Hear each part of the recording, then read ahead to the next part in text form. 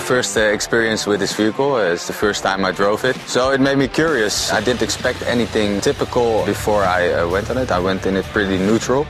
It's completely different from anything you've ever ridden compared to a car or even a motorbike, but it's not that difficult to get used to because it gives a lot of confidence because it doesn't lean over like a motorbike would, and because of the wide track you have a lot of grip, especially at the front, more than you would with a motorbike, and the entire unit itself, it's really confidence inspiring.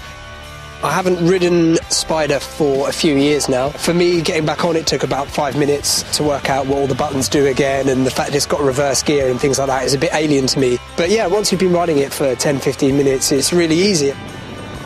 On the route today, there's some really nice switchback roads. What I really liked at the first drive is the mid-accelerations. The mid-range is really good, has a lot of torque, so it pulls really well.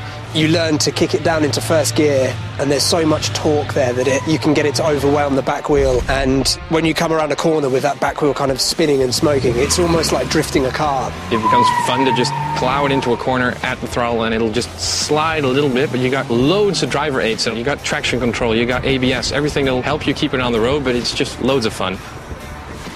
The one that I was driving had the custom exhaust on it. I must admit, mine sounded a lot better than the others, so I was like the coolest guy in the line.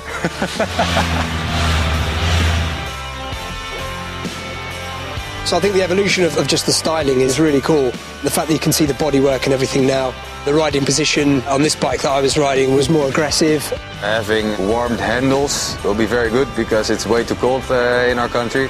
You have a big compartment up front. Around here you have a small compartment you can put like a phone or MP3 player and play it via the speaker, so that's really cool. And you have these pretty large panniers integrated into the design.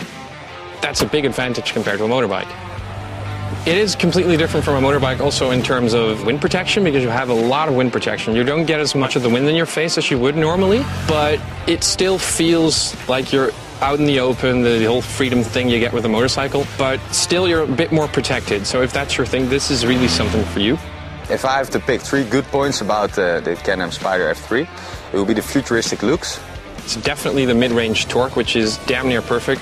I think the confidence that it would instill in someone who perhaps isn't ready to jump on a motorbike. You have a lot of luggage space.